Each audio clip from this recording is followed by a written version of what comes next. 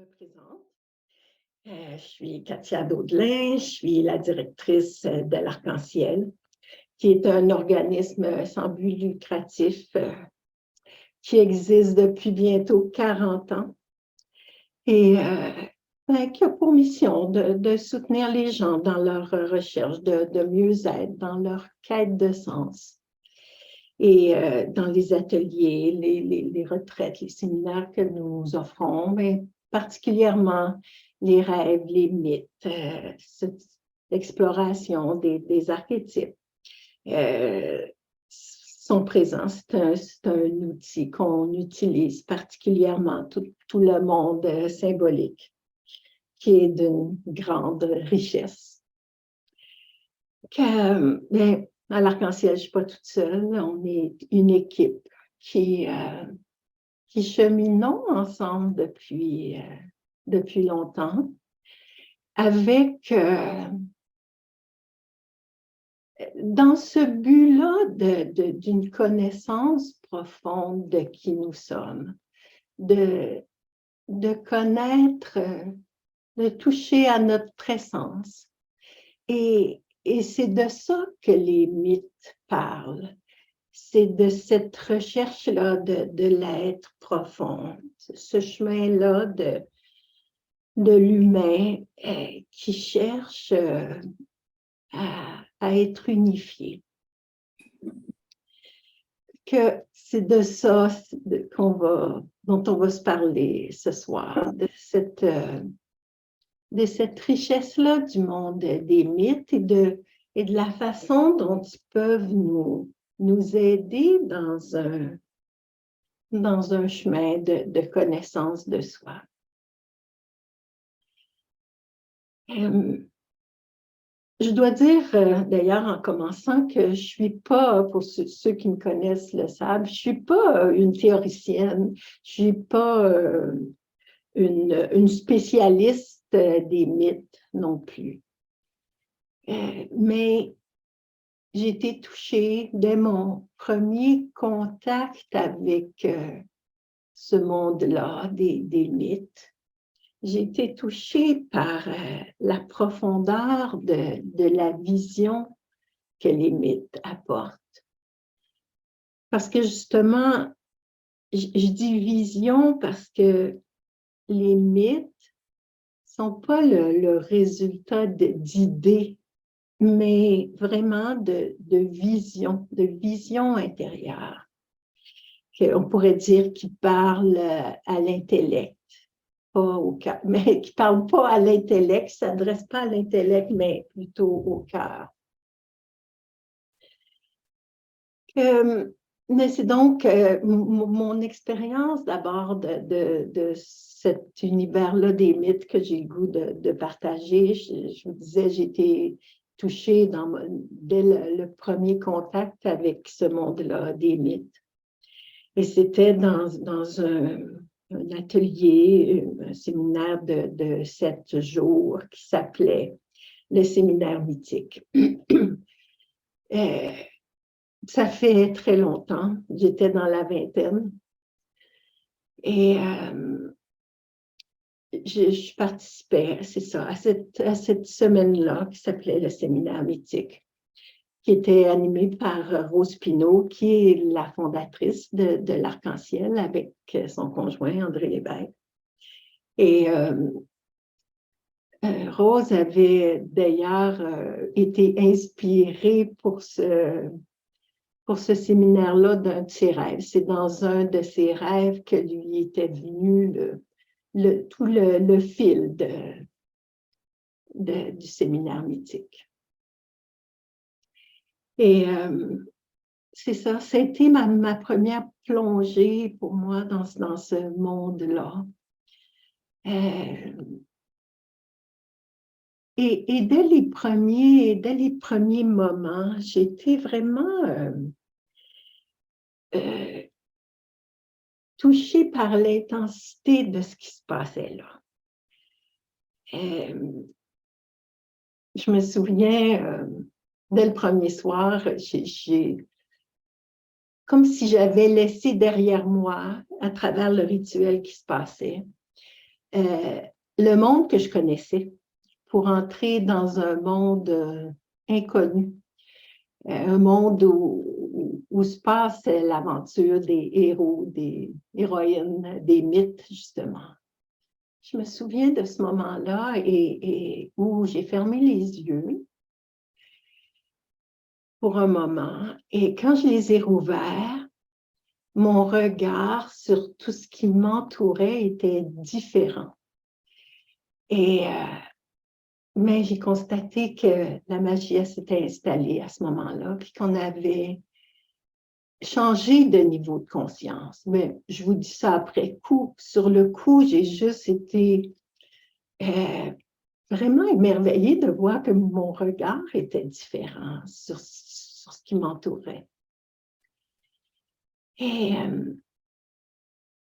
on retrouve ce moment-là dans les mythes où le héros ou l'héroïne va quitter son monde familier, connu, pour répondre à l'appel de l'aventure, à l'appel de la vie qui l'invite justement à sortir du connu pour pouvoir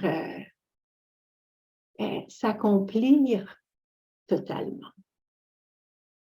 Parfois, les héros le font volontairement. Parfois, c'est les circonstances qui choisissent pour eux.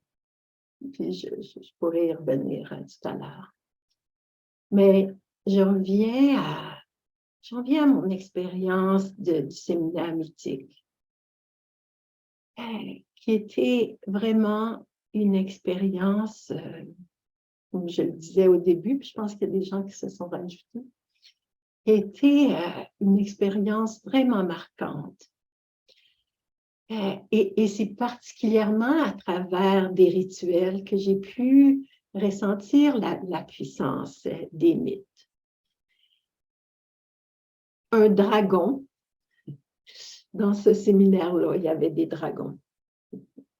Un dragon qui, dans d'autres circonstances, aurait fait peur à personne, mais à ce moment-là, dans le contexte, cette présence-là était puissante. Un héros qui le terrassait en plantant un pieu en terre. Et par ce geste-là, mettait fin au chaos. C'est un grand symbole qu'on retrouve dans les mythes, comme si en plantant un pieu, on crée un centre. Et à partir de ce moment-là, il y a quelque chose qui s'est arrêté en moi aussi. Comme si par ce geste-là, il y a un ordre nouveau qui s'est installé, une direction qui était donnée à tout ce qui allait se passer. Et je vous en parle aujourd'hui, et 40 ans plus tard, parce que c'était en 1982. 40 ans plus tard, si je m'arrête à ce moment-là, je peux en ressentir la puissance encore. Il y a des moments dans cette semaine-là qui sont restés vraiment inscrits pour moi, ancrés, et que je n'ai jamais oubliés. Et c'est par la puissance des archétypes et des mythes qui mettent en scène les grands archétypes. Et c'est pour moi ce moment-là dans ma vie a été vraiment marquant. C'est ce moment-là qui m'a vraiment poussée à me mettre en quête réellement. Pas que je comprenais tout ce qui se passait, je ne comprenais pas tout. Mais ce qui se passait là était puissant. Et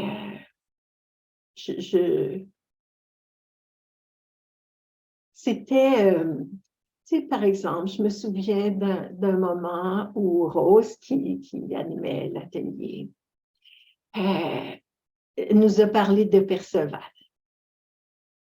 et de la quête du Graal.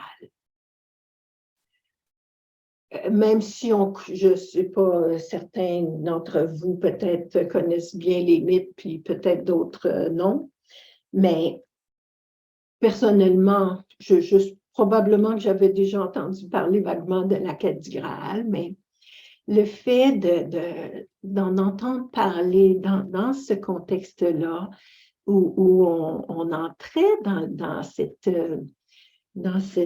puissance-là des archétypes et des mythes, bien, c'était pas juste une histoire que j'entendais, je le vivais, je devenais Perceval qui veut trouver le Graal. Tout à l'heure, je vous disais, je vais y revenir, puis là, je parle de Perceval, ça me donne l'occasion. Je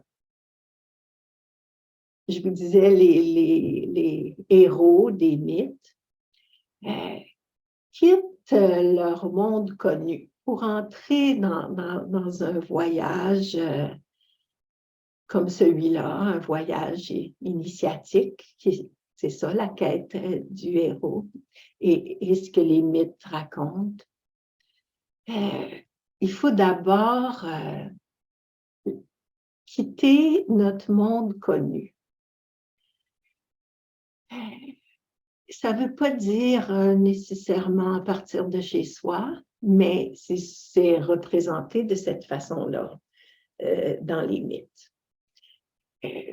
Perceval, par exemple, c'était un jeune homme. Je dis Perceval, mais il ne connaissait même pas son nom.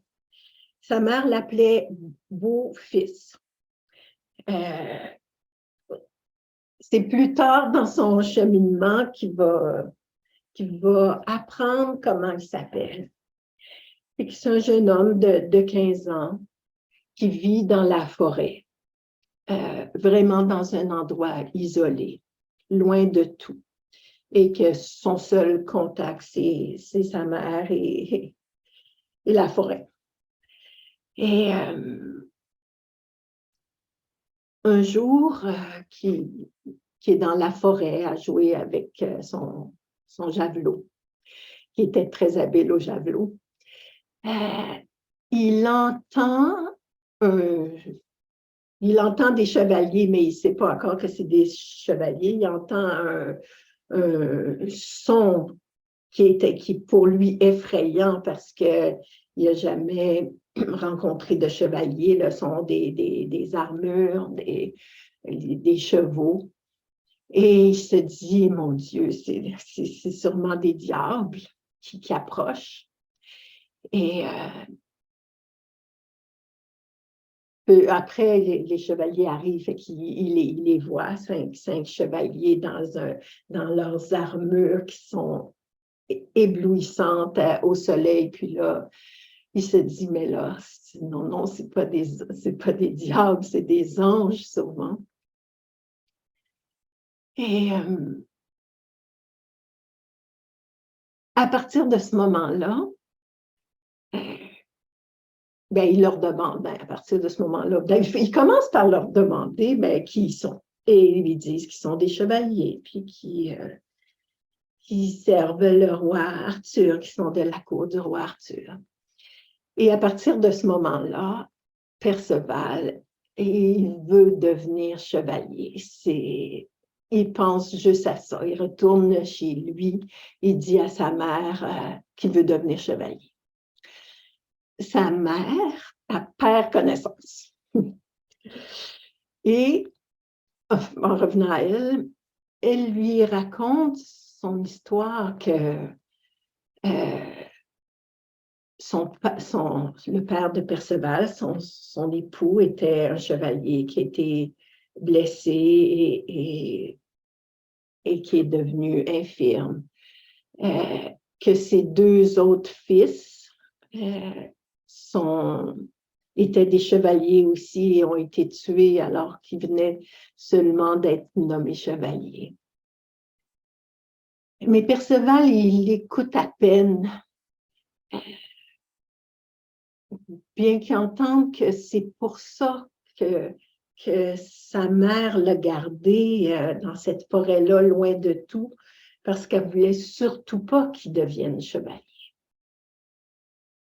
Elle avait déjà perdu son mari, ses 2 fils.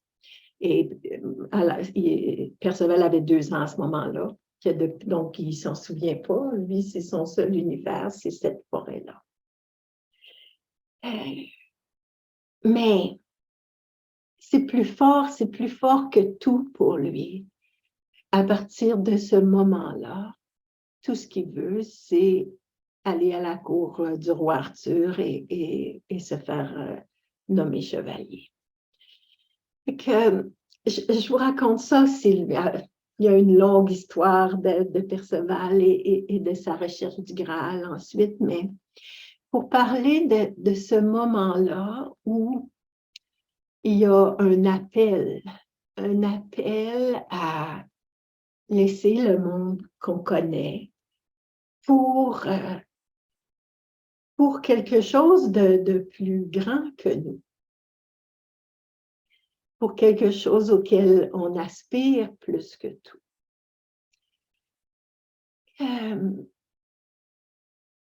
Et je reviens, je vous disais ça, je vous parlais de mon expérience de la quête de liberté, mais non, du séminaire mythique, parce que ce que je ne vous ai pas dit encore, c'est que en 1982, j'ai donc suivi ce séminaire-là qui s'appelait le séminaire mythique.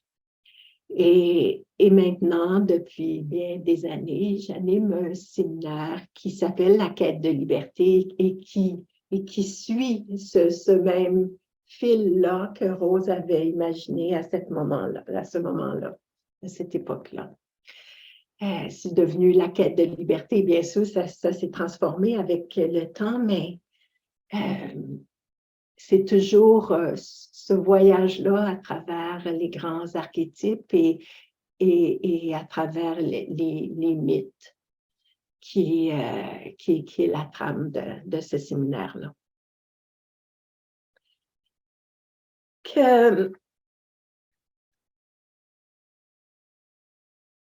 Je vous parlais de Perceval, de ce mythe-là, mais c'est beaucoup qui est connu, mais c'est beaucoup, peut-être souvent plus la mythologie grecque ou romaine qu'on connaît peut-être de plus près avec ses dieux et ses déesses. Mais je reviens au fait que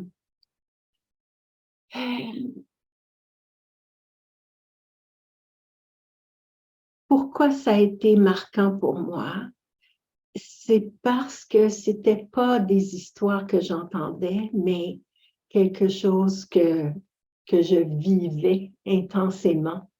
C'est ma vie, ma vie que je vivais, pas celle de quelqu'un d'autre, mais comme si ça me permettait de la voir d'une façon plus large, de voir que les difficultés que j'avais rencontrées jusqu'à présent, ben, elles n'étaient pas juste personnelles, mais que c'était que ça faisait partie de l'expérience humaine, que les conflits que je pouvais vivre, il y en avait bien d'autres qui avaient vécu avant moi.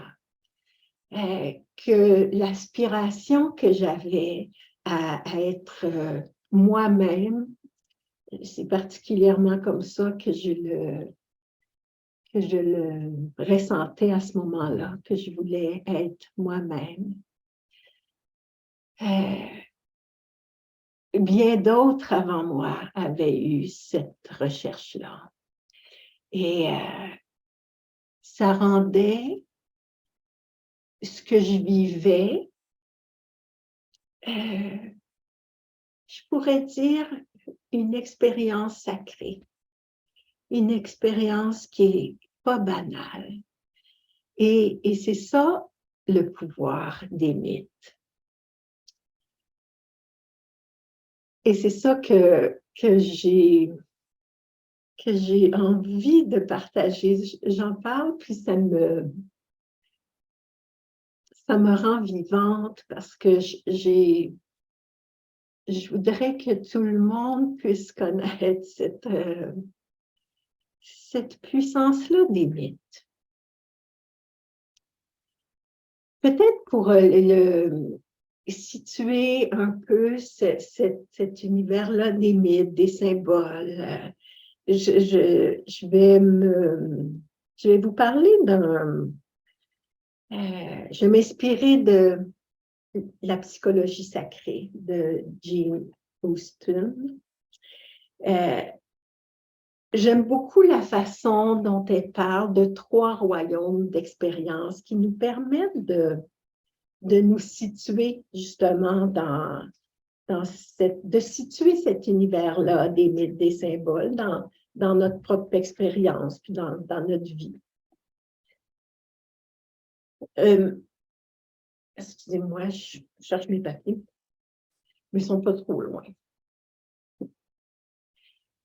Le premier, ces 3 royaumes-là d'expérience, comme elle en parle, c'est d'abord le royaume, c'est moi. Le royaume, le petit moi, je pourrais dire, qui est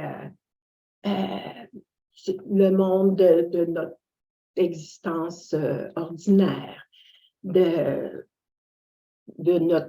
une identité réduite par mon nom, ma profession, mon sexe, mes traits physiques, ma famille, le monde, l'identité, premier degré, je pourrais dire, et celui de l'existence quotidienne, mais qui est seulement la surface de ce qu'on est.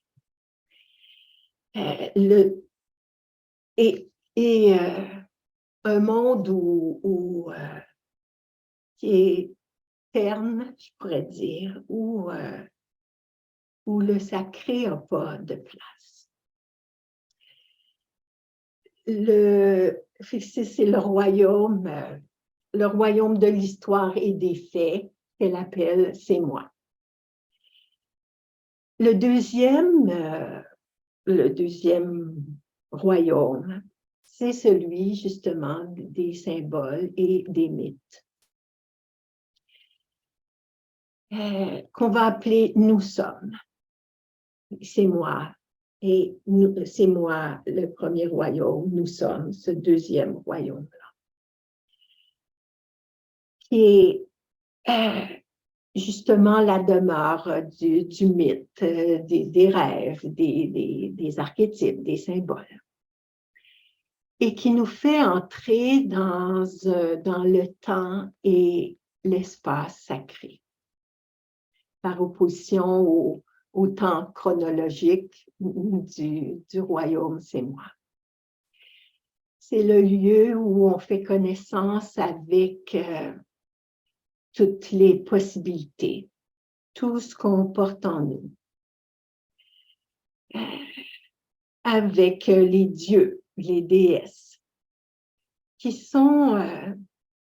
représentent une puissance supérieure, qui représentent ce qu'on ne peut pas connaître directement, ce qu'on ne peut pas nommer, tous les dieux et les déesses des mythologies.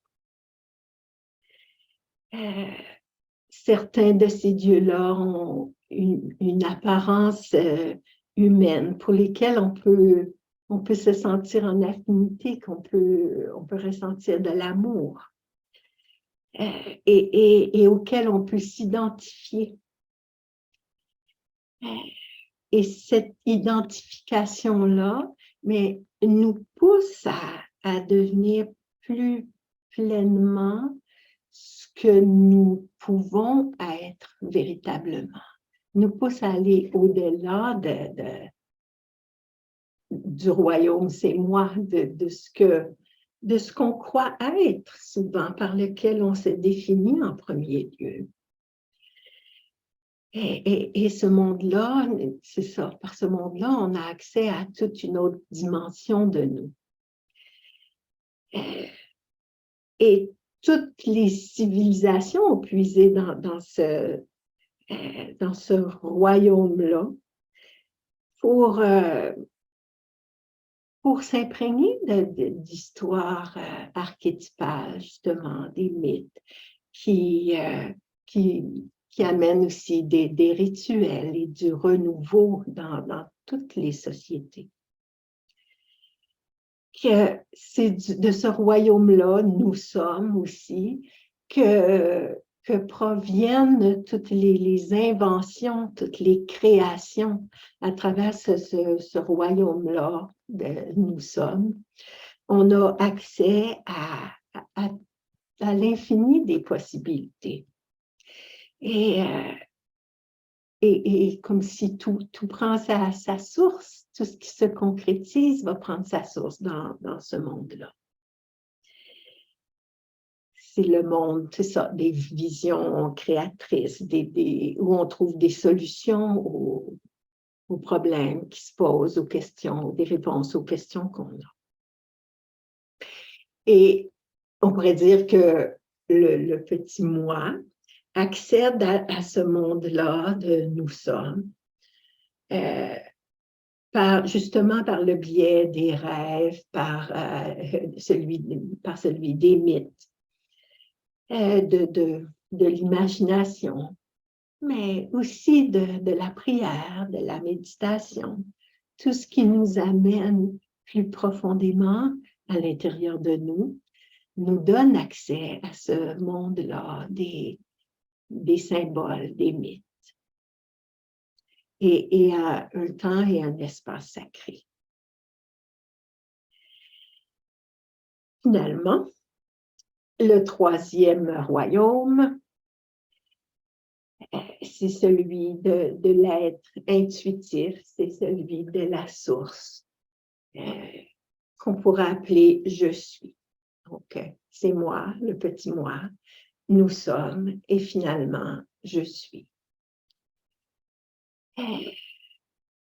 Donc, le royaume de l'être en soi, un royaume qui est un royaume d'amour, d'ordre, qui est la substance de la réalité. Je pourrais dire le royaume de Dieu, si ce n'était pas un mot aussi chargé pour beaucoup de monde, mais pas un Dieu, pas le Dieu d'une religion, mais bien, ça, c'est des visages qui peut prendre cet être-là, le je suis, mais Dieu comme unité qui ramène à je suis. Et c'est dans l'union de ces trois mondes-là, du royaume, c'est moi, nous sommes, je suis. Il y a ces trois niveaux qui s'interpénètrent et qui sont constamment en interrelation. Où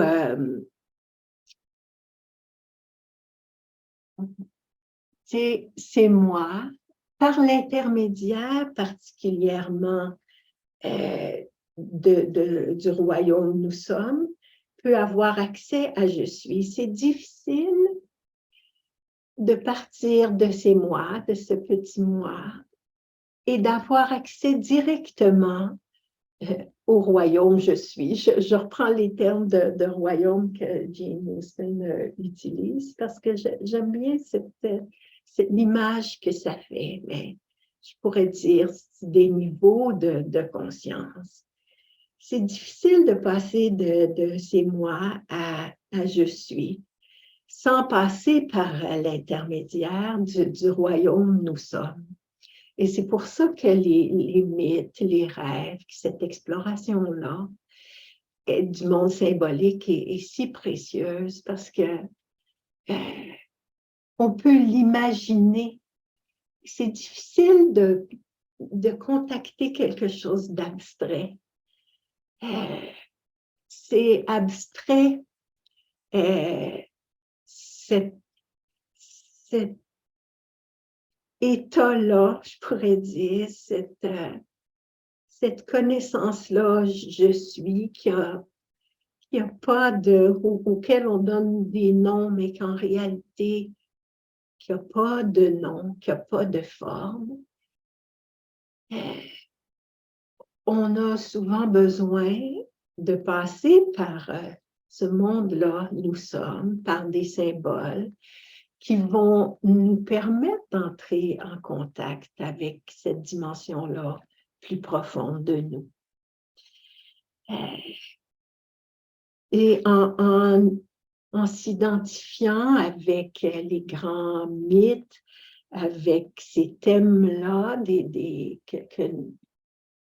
que les héros vivent dans leur, mais pas ces thèmes-là, ces aventures-là que les héros vivent dans leur voyage vers la plénitude, vers la liberté.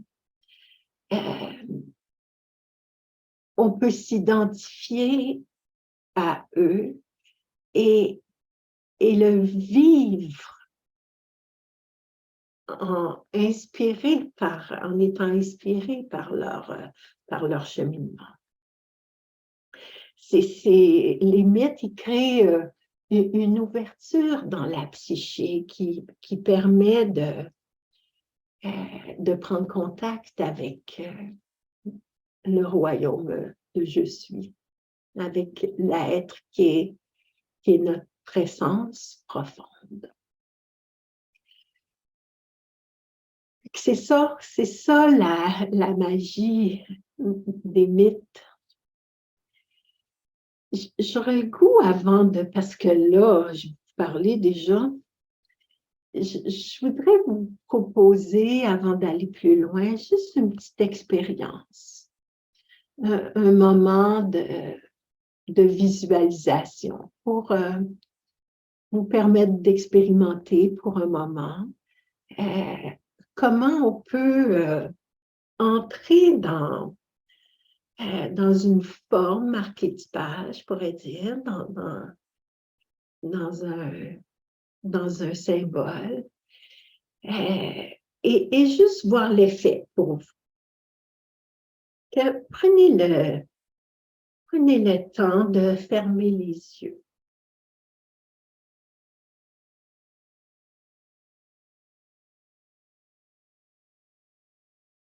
Vérifiez que vous êtes assis confortablement.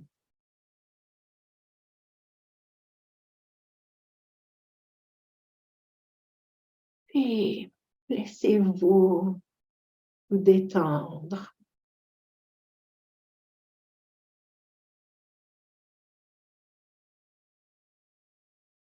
Prenez conscience des sensations dans votre corps.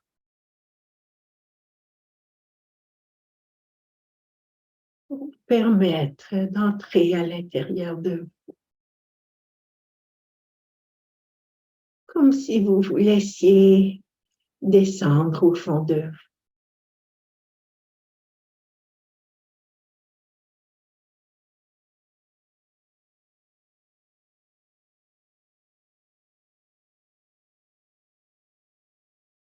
Vous pouvez vous laisser ressentir le mouvement de votre respiration.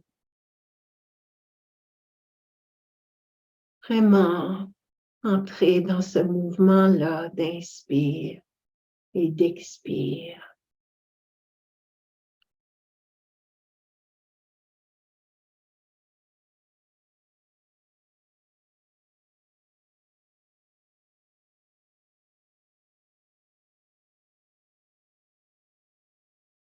Laissez votre corps se détendre. Juste vous rendre disponible à expérimenter à l'intérieur de vous tout ce qui peut cohabiter à l'intérieur de vous.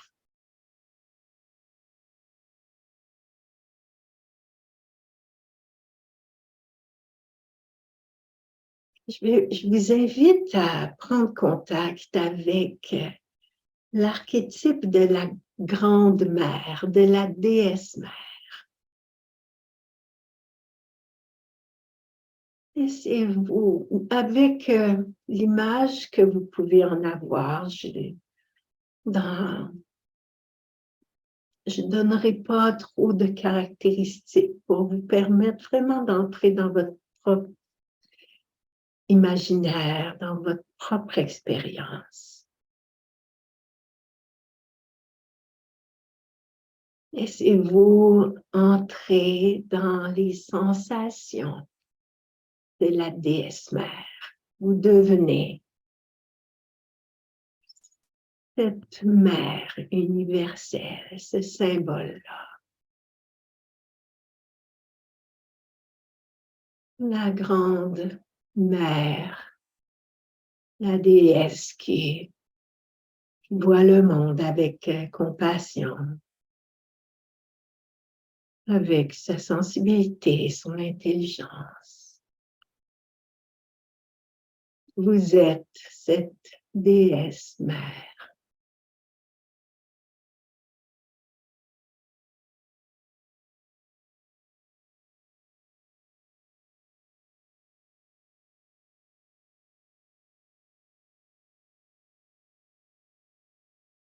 Ressentez-en toute la présence en vous. Vous devenez elle.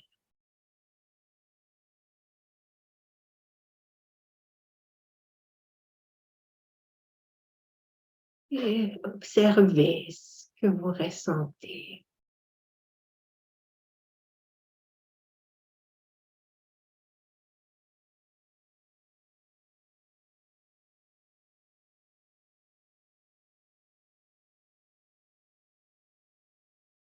Puis maintenant, laissez partir la déesse mère et laissez venir à vous l'archétype du vieux roi sage. C'est un autre grand archétype, le vieux roi sage.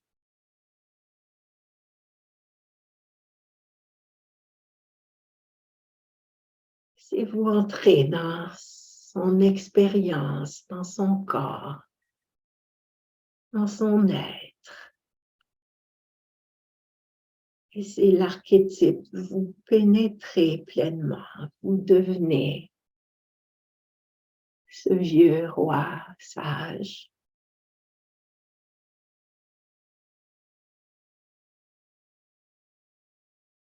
Vous pouvez vous ressentir assis sur son trône, sentir sa posture.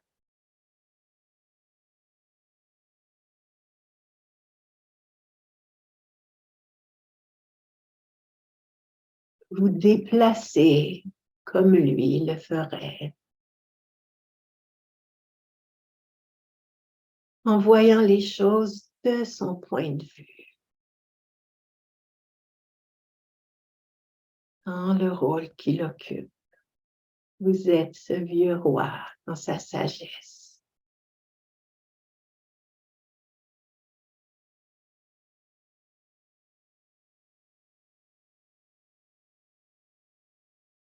Et après avoir goûté cette expérience-là différente, laissez aller le roi pour entrer dans la peau d'un jeune héros, prêt pour l'aventure, prêt à quitter justement son monde connu pour entrer dans l'aventure, prêt à se battre pour quelque chose de plus grand que lui, prêt à affronter tout ce qui va se présenter sur son chemin.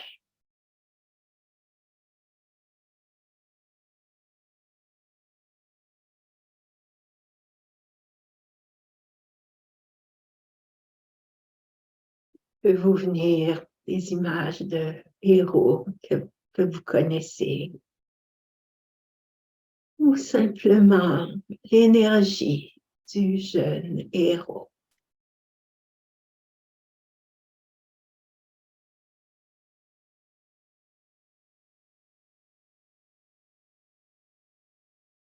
Il part en quête.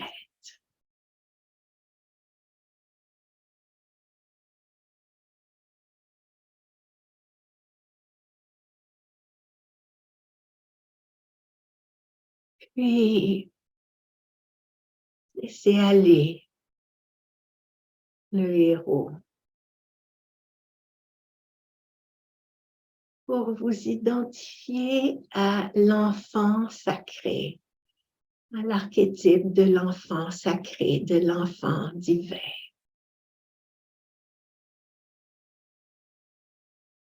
Et un archétype qu'on rencontre aussi dans les mythes, à commencer par l'histoire de l'enfant Jésus. Mais c'est quelque chose qu'on retrouve dans différents mythes.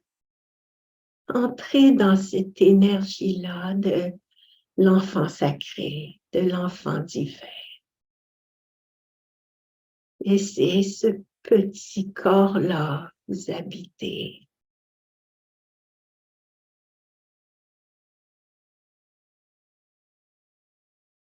Et regardez le monde avec son innocence, avec sa pureté.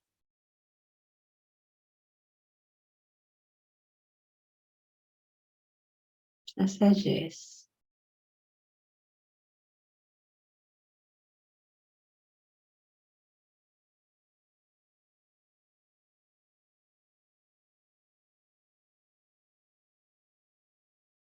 Et observez ce que vous ressentez.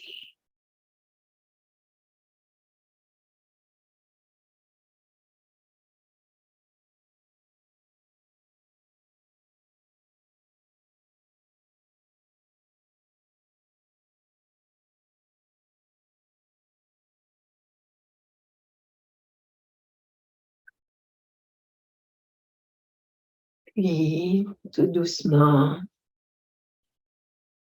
redevenez vous-même. Mais tout en restant conscient à l'effet de cette courte expérience, en étant conscient de contenir tous ces archétypes. Donc, mais tout en étant toujours là, vous êtes toujours là, hein? Et vous êtes toujours vous-même. Je ne peux pas en douter.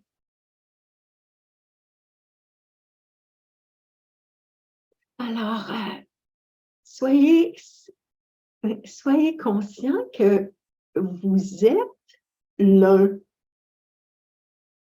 qui contient tout, qui contient le multiple, qui contient toutes ces formes et bien d'autres encore. Que ces grandes figures symboliques, elles habitent en vous et que vous avez accès à leur point de vue, à leur regard sur les choses, à leur connaissance, à leur force, à leur énergie.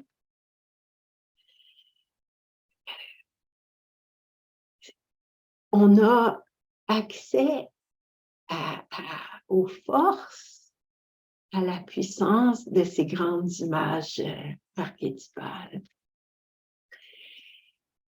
J'aimerais prendre un moment juste pour vous entendre. Là, je trouve que j'ai beaucoup parlé. juste faire un petit retour sur cette expérience-là. Voir s'il y en a qui ont le goût de partager, vous ouvrez, vous pouvez lever la main, vous pouvez ouvrir votre micro. C'est quoi l'effet? Est-ce que vous avez pu ressentir ces différentes formes d'énergie?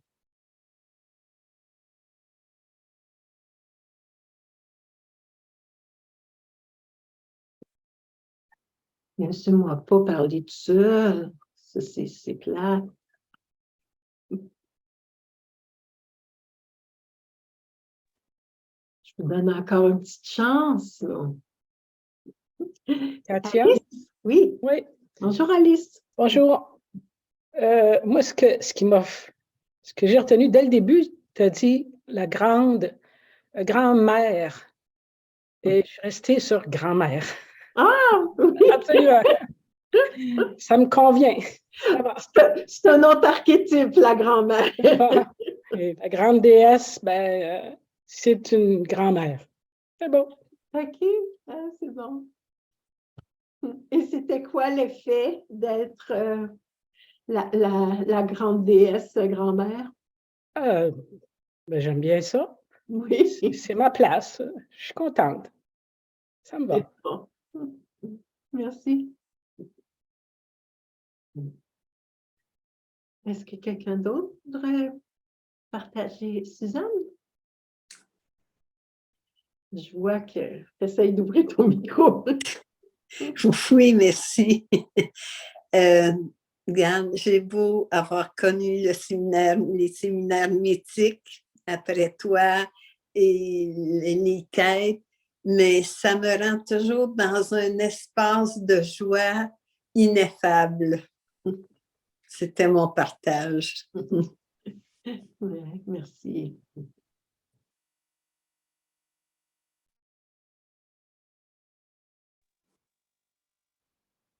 Louise? Oui. Trouver les micros. Ah, il y a deux, je m'excuse. Il y a Louise et Élise. Est-ce que c'est correct que je commence par Élise? Je vais commencer par Élise. OK. Ben voilà, moi, c'était la première fois et je me suis pas beaucoup reconnue dans le roi, le vieux roi sage. Je dois pas être assez sage, mais les autres, j'ai reconnu des parties de moi et j'ai bien aimé. Je vais essayer de le refaire seule, là, de me mettre dans des situations comme ça de mythologie, là, de personnages mythiques, ça ouvre des espaces. J'ai trouvé que ça ouvrait quelque chose, là, le héros, le bébé, la terre-mère, le roi sage. Ça a moins marché, mais j'ai aimé ça. Ben, bon, merci. Louise, maintenant, c'est à ton tour. Oui, ben moi, je suis touchée par la puissance de chacun. Tu sais, les quatre, là, il y en avait quatre, je pense, je ne les ai pas comptés, mais en tout cas, vraiment, c'est puissant. Hein? J'entrais dans chacun, là, puis c'était pas long quand même. Fait que c'est ça qui m'a vraiment touchée, comment c'est puissant, comment c'est ça. J'ai de la misère à en parler. Ben, tu sais, ce qui m'a frappé le plus, je pense, c'est la grand-mère aussi, comment c'est bon, hein, de se laisser habiter par cette grande-mère-là. Tu sais, puis l'enfant divin aussi. Je pense que c'est les deux qui m'ont le plus touchée, là, puis que ben, l'enfant divin, tu sais, je me dis, le regard que l'enfant divin peut avoir sur le monde, sur moi, sur tout, hein, sur tout ce qui fait que c'est ça. Je te remercie de cette visualisation-là que je retiens à refaire. Merci. C'est bon, merci.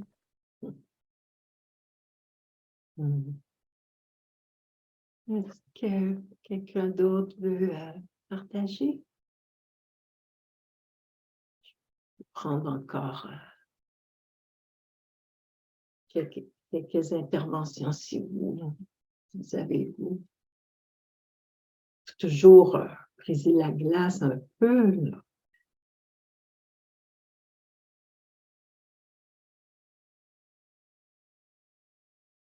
Non, dernière petite chance. Bon, je continue d'abord. Mais j'espère, j'aime entendre quelques personnes qui en parlent parce que j'espère que vous avez pu goûter, entrer dans ces différentes énergies-là. Et pour voir que c'est en nous, c'est accessible. Sinon, comment on pourrait le ressentir? Et ça se peut que vous ayez besoin de le revivre, de le refaire pour... c'est quelque chose auquel on peut s'apprivoiser, puis on peut s'habituer à entrer dans une image, mais dans une sensation, et vraiment que ça devienne vivant. Et mais pour moi, c'est ça la magie, je pourrais dire, des mythes, que ça devienne quelque chose de vraiment vivant, pas qui n'est pas des vieilles histoires qui sont passées, on ne sait pas quand, mais qui sont vivantes aujourd'hui. Pardon, je vais prendre un petit gorgée.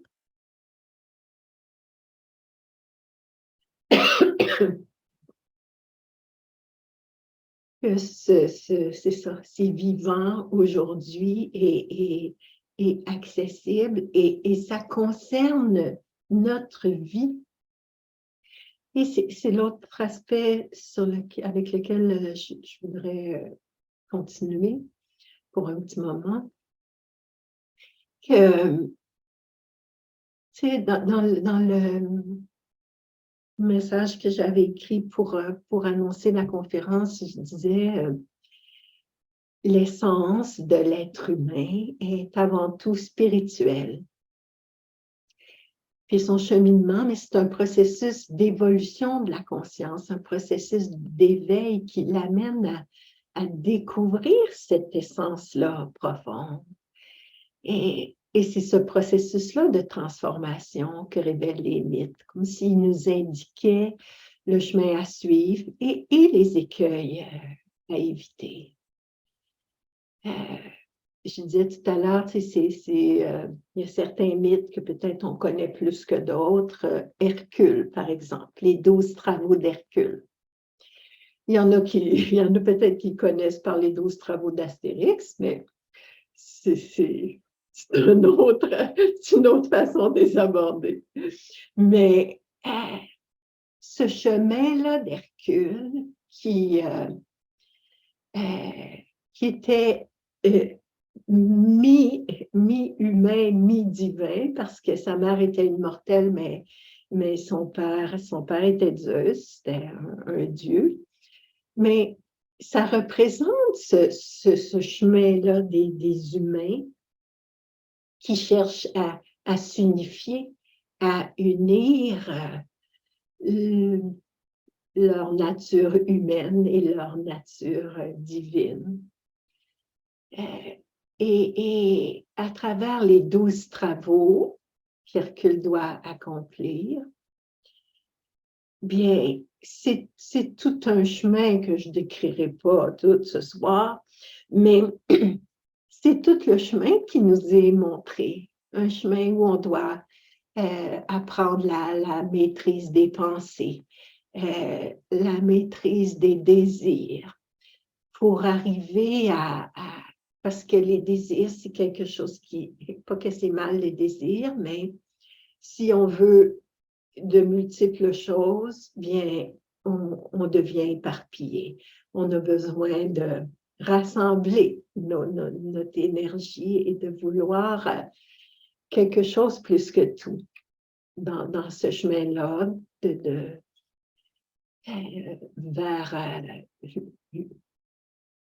vers l'être, vers la réalité de notre essence.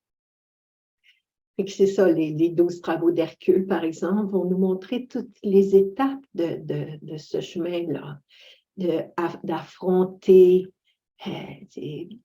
Un des travaux d'Hercule, c'est d'affronter le lion de Némée.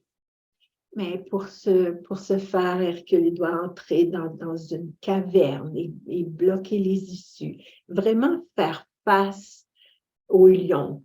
Mais il y en a des choses auxquelles on a besoin de faire face et de ne pas se sauver. Le lion dans le mythe, il représente l'ego. Et ce qui doit laisser la place en nous pour trouver notre essence. Fait que c'est ça, chacun des travaux d'Hercule, le nettoyage des écuries, la cueillette des pommes d'or des Hespérides, chacun de ces travaux-là, à travers chacun de ces travaux-là, Hercule va découvrir, va faire face à lui-même finalement et apprendre et user son ego pour se libérer de ce qui l'empêche de connaître sa nature divine. C'est ça l'aboutissement du chemin, c'est d'être, dans la mythologie grecque, c'est l'Olympe, d'être accueilli dans l'Olympe, qui est le domaine des dieux. C'est de ce chemin-là que les mythes, dont les mythes nous parlent, de différentes façons. Si on suit le voyage d'Ulysse, par exemple, qui lui aussi quitte son monde familier, son île d'Ithaque, où il est le roi, d'abord pour aller se battre pendant 10 ans à la guerre de Troie. Et il prend 10 autres années pour rentrer chez lui à Ithaque et pour reconquérir son royaume qui a été envahi par des prétendants. Ça peut sembler bien loin de nous, ça, Ulysse puis Ithaque et un royaume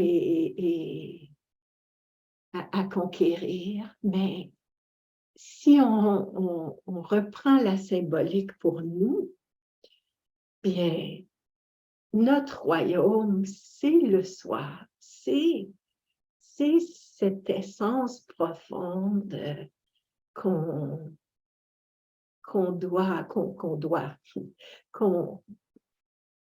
a besoin de retrouver si on veut être unifié, si on veut être en paix, quoi qu'il arrive dans notre vie. Et c'est ce chemin-là de retour à soi, avec tous les obstacles que Ulysse va avoir sur son chemin, mais nous aussi, on les rencontre, ces obstacles-là. Et nous aussi, on doit y faire face. Et à travers ces obstacles-là, on découvre nos propres forces, on développe notre courage, on développe notre endurance et toutes nos potentialités. C'est en se mettant en route qu'on les découvre. Je dis ça, puis je pense à Frodon, par exemple, dans Le Seigneur des Anneaux, qui est un mythe moderne. Mais on n'aurait pas dit au départ que le petit hobbit avait ce qu'il fallait pour accomplir cette tâche inimaginable. Mais il l'a fait. Il l'a fait justement en apprenant au fur et à mesure ce dont il était capable. C'est une quête de soi-même, c'est une quête de notre identité réelle. Et c'est de ça, de ça que parlent les mythes. Et il nous invite, je pourrais dire, sur ce chemin-là. Nous aussi, on en a un royaume intérieur à reconquérir, des étapes à franchir pour trouver qui nous sommes profondément. Et ce qui est fascinant dans les mythes, c'est que dans toutes les traditions, dans tous les coins du globe, à différentes époques, on retrouve ces mêmes thèmes-là. Les histoires sont différentes, comme si la vie était différente, mais l'essence, la trame, elles se ressemblent. Et elles se ressemblent parce que ces thèmes-là sont communs à l'humanité. Et les mythes, ils nous aident à saisir cette expérience-là qu'est la vie. Si on veut la vivre pleinement, je pourrais dire. Et un autre aspect du héros, c'est que sa quête, il ne la fait pas pour lui-même. Il est prêt à sacrifier sa vie pour quelque chose de plus grand que lui. Et ça, c'est vraiment la base du voyage universel là, du héros. L'abandon d'un certain état qui pouvait être confortable et la quête, la découverte d'une source de vie qui va l'amener à lui permettre d'accéder à un autre état plus profond, plus riche. Et c'est un sacrifice. Il n'y a pas de... Il conquiert quelque chose, il acquiert quelque chose de précieux qui va être partagé avec la communauté, mais il n'y a pas de récompense sans sacrifice. Et le sacrifice, c'est quoi? Bien, c'est d'arrêter de penser à soi, d'arrêter d'être tourné seulement vers soi.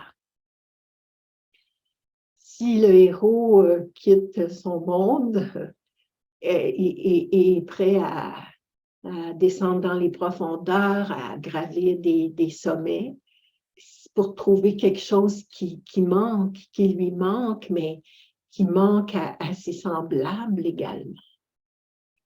Et c'est en surmontant les difficultés du chemin qui trouve non pas une libération personnelle, mais la sagesse, puis la faculté de servir autrui, de servir les autres. Le héros, il ne vit pas pour lui-même, mais il s'efforce de sauver la société qui l'entoure. Et ça suppose de changer de niveau de conscience. Se laisser, et c'est ça notre chemin. C'est ça notre chemin. Et c'est de ce chemin-là, à travers les difficultés de notre propre vie, si on y fait face consciemment, si on y fait face avec ce désir-là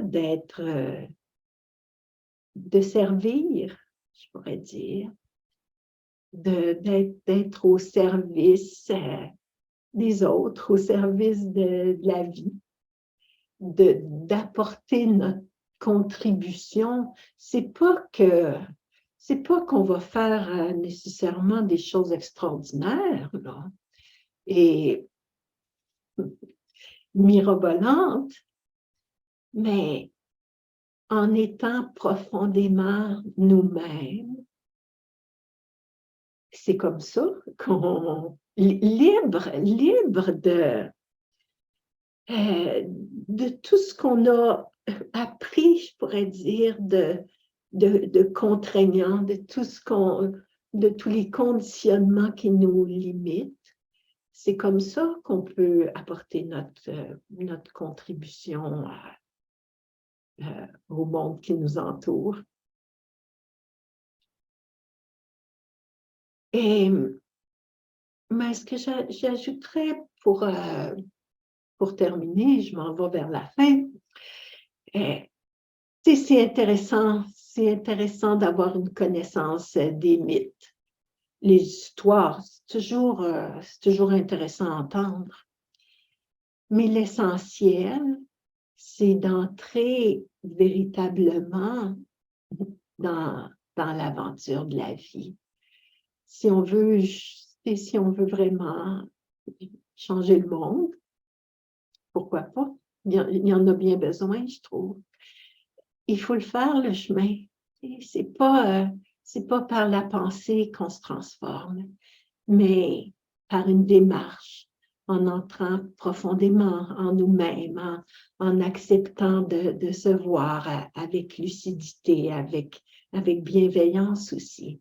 C'est comme ça que chacun de nous, on peut passer par une transformation, puis par une élévation de la conscience.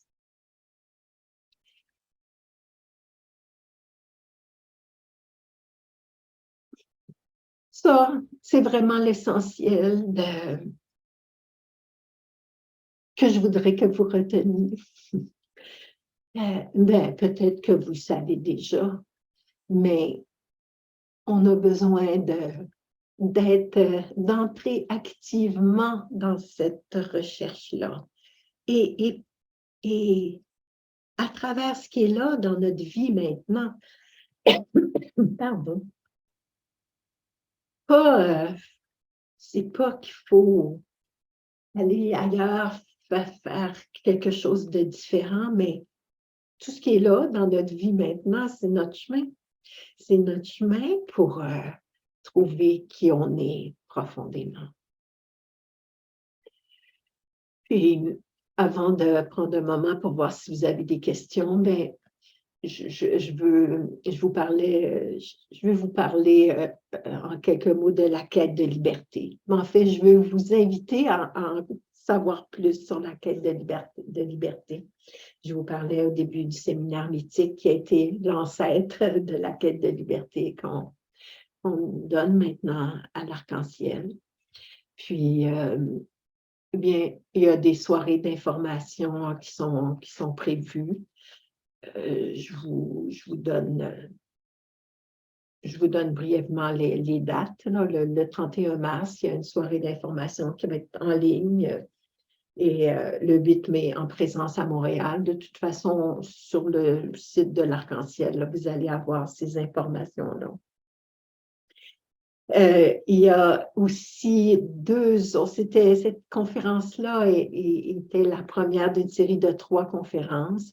La deuxième va être donnée par Julien, qui est ici quelque part, je crois. Oui, bonsoir tout le monde, je suis là. Je t'ai trouvé. Donc, Oui. le 14 mars, Julien va donner une conférence qui s'appelle « L'énergie transformatrice des archétypes », qui va être vraiment dans la continuité de celle de ce soir. Et le 13 avril, c'est Marie-Thérèse.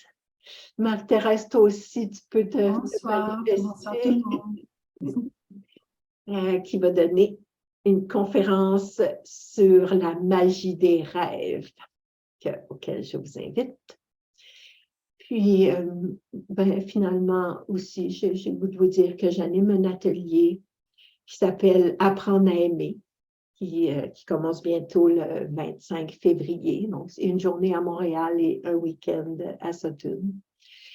Ça s'appelle « Apprendre à aimer », c'est sur l'amour. Et je vais utiliser un mythe aussi pour nous guider dans cet apprentissage-là de l'amour, celui de Eros et Psyché. Tiens, je vous invite à aller plus loin dans cette dans ce chemin-là, vers ce que vous êtes de plus profond. Puis maintenant, je voudrais prendre un moment pour des questions ou des choses que vous aimeriez partager avant qu'on se laisse.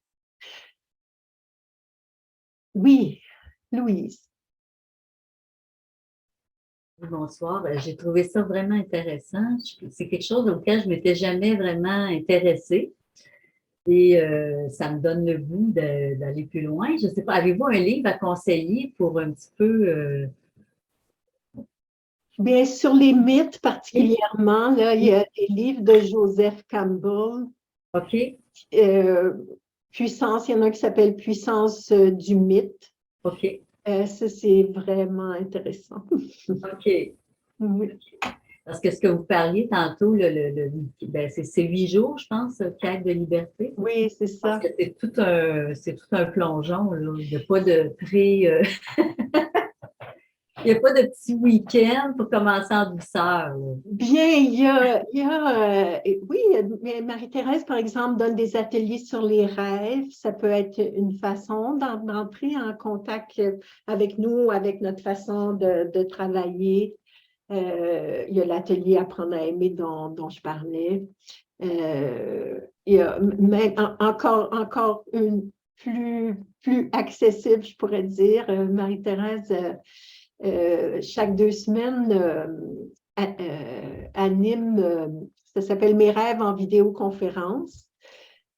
C'est sur Zoom où les gens peuvent raconter un rêve puis avoir un reflet. Ça peut être un apprivoisement à nous, à notre façon de travailler les rêves. Vous allez tout trouver ça sur le site de l'Arc-en-Ciel. Merci beaucoup. Avec plaisir. Est-ce qu'il y a d'autres questions, commentaires?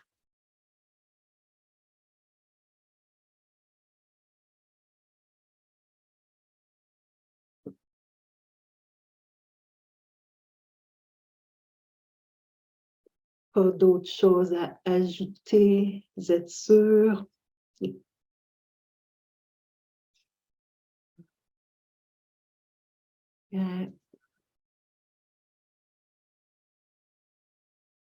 Si tout a été dit pour ce soir, il me reste vraiment à vous remercier d'avoir été là. C'est sûr que il y a moins d'échanges quand on est... vous m'avez entendu, je ne vous ai pas beaucoup entendu, mais c'était quand même un moment où on était ensemble et c'est toujours une joie pour moi de parler de cette quête-là qui me tient à cœur, qui est la seule chose essentielle dans notre vie, je trouve. C'est vraiment au plaisir de vous revoir à d'autres occasions et peut-être en personne.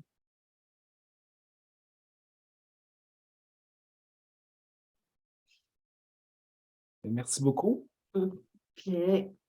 Merci. Parfait. Et puis, je vous envoie, comme je le disais, le lien pour réécouter, ceux qui vont vouloir réécouter la conférence. Bien, merci beaucoup, Jean. Excellent. Bien, bonne soirée à tout le monde. Merci beaucoup à toi Merci. aussi, Katia. Merci beaucoup. Au revoir. Merci. revoir. Merci à Jean, merci à Bonne Katia, merci à tout le monde. soirée. Merci beaucoup. Katia. Merci beaucoup.